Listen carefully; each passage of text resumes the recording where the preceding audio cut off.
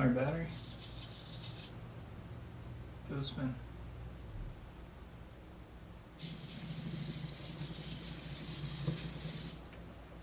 Alright. So, I do have a lot of crap on my desk, but that's what I'm thinking right now. A simple thing I can do is point the beam at that monitor stand, and then I'll physically verify it with a tape measure. The problem is the sensors are offset, so if you're looking at this, like the camera's in the middle, so when you look at the picture frame, you know, you'd think, oh, I don't know, what does that look like, 30 degrees. You point it, the sensors are parallel to the camera, so the beam will probably miss it. So I'm gonna have to like do some trig to figure out what's the actual target I want to do. Okay, so I've done some measurements. The stand is 16.5 inches away.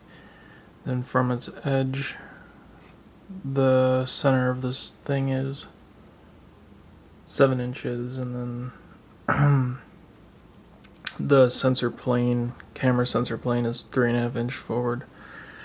And the sensors are not equidistant from the camera. So here's the test jig. Can't get the hell out of the way. Psst. Get back.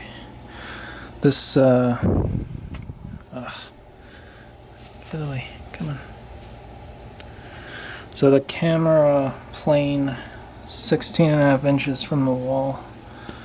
Then the center line, that, oh my god, get out of the way. Go.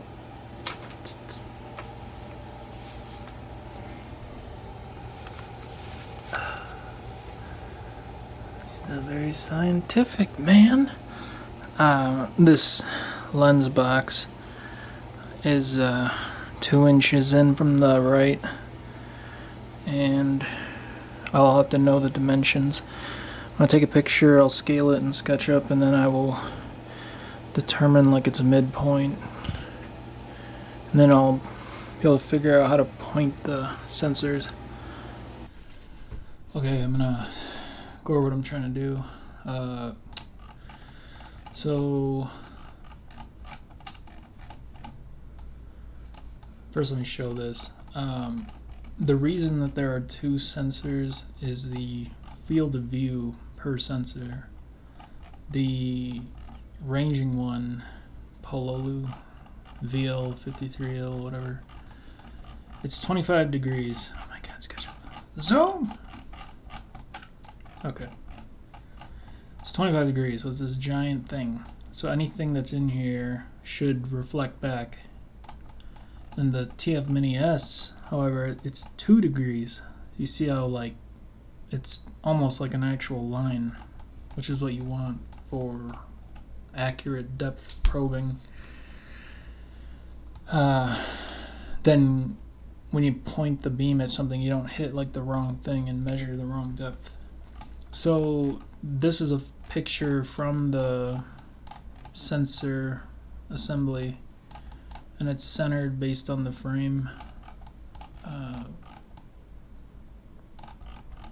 and it's also matching the distance, so you can figure out the field of view, which I don't 100% understand. I mean, it says like 110 degrees or something, but I have to like work it out.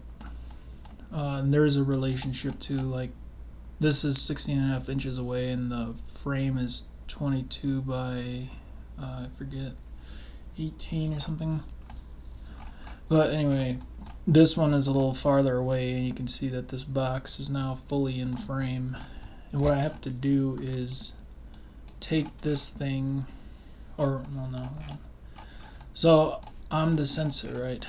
You are the sensor. Look at me, I'm the sensor now. Looking at it, this is the picture that it took. Like that.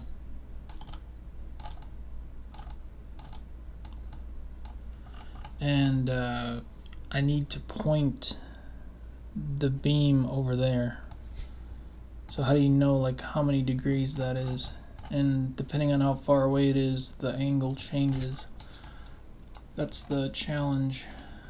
And then here you can see the IMU is the center point of the pan and tilt.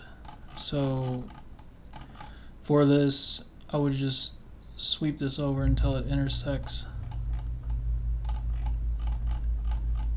And since this is a flat face and it's tall, you don't have to pitch or tilt up. So yeah, so this is what I have to do. I have to figure out how to do that from this picture. So you have quadrants, and there's a like relationship. It's trig.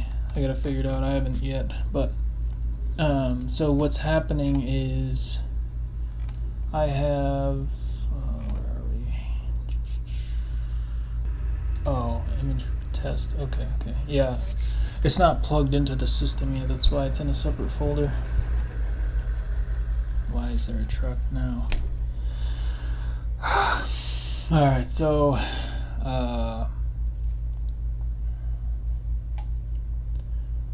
you have your let's see, MR. Yeah, this is the original picture, which I just had the sensor on my desk, so I was trying to figure out how far away this thing is. So this is black, so you have to have a mask that finds all the black like pixels, which actually is not simple, it turns out, because it's not like a perfect value. Same with red or any color, there's like a range. You have to tweak that. But the thing I came up with at the moment, which is not great. So this is the mask applied, which the approach I was using before didn't work, so I just looked something up. This is still bad, because you can see that, let's see, test, I'll order these. This is the original. The mask is applied for black, and it removed yellow and white.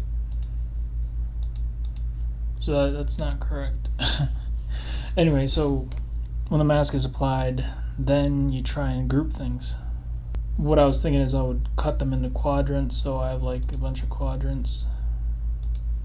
Top right, bottom left, bottom right. See the nail clipper? So yeah, and then after that you find the groups of color, like what you're looking for. In this case it was black. The contours are in blue, and then the red box is finding like the largest concentration, but this image is like really noisy, so it's hard to do it correctly. In this case, the top left quadrant, it's pretty good. Like it found most of the black areas. I mean, this is like missing, that's missing, but this is not bad compared to this other one. Or like, well, like, I'll have to run it. Find Centroid Quad 2. And this is not headless. Like when it runs on the robot, it would not bring up a display, matplot, whatever.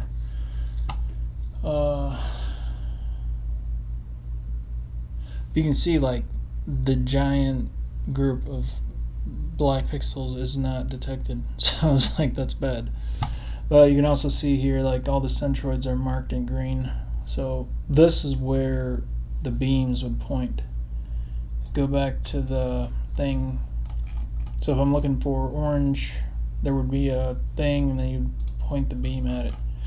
So what ends up happening is in 3D space you would know how far this is, and you would a lazy approach is just to cube it, like turn it into a shape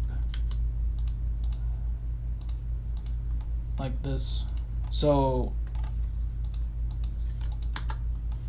there's an object there, 3D, and you would go around it because the robot is a certain size. It's a box itself, and it has to like know how big something is, where it is, is it going to run into it, you know, as to turn and avoid it. So that's the logic, and yeah, it needs work. So there it is, aimed at the box, which I've not done that with automatic math. Like, I manually figured out the angle from SketchUp. I just want to see. I mean, it definitely will hit that target, but I'll confirm physically. Let's see. It's about 14.5 away. Let me see it. I'm using the time of flight right now. That's the big beam. It says 41 centimeters. 41? 16 inch. Let me try the LiDAR. What? Oh, my bad. That's the library. Plus test. It says 51 centimeter. Oh. Which is 20 inches. It can make sense that they have different values because of the angle. Like, this one is farther away than this one. But 4 inches though?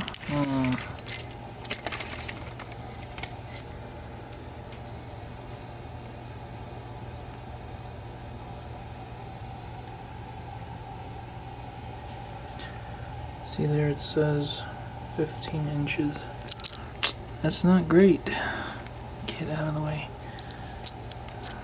So when it's straight on, it's very accurate. This is 14 inches here, and the LiDAR's at 13 point something. But the time of flight one is stuck on 40 centimeter. That's interesting. I'll check an open scan if it's still 40. Now here it's saying 100, so it is reacting. But I think, yeah,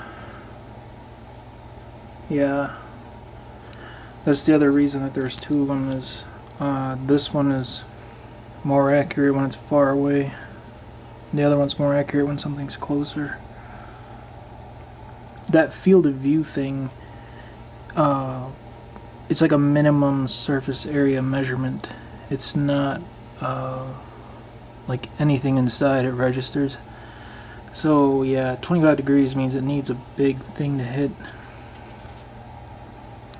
Right here, this is 8 inches away, and it says 21, which is just over 8. So it's definitely more accurate the closer something is. I mean, that's what I'm finding right now. On the other hand, the LiDAR measures shorter, so I'll have to figure out the percentage of error either direction, combine them to get a more accurate measurement. Hey, our battery? Damn, picked it up.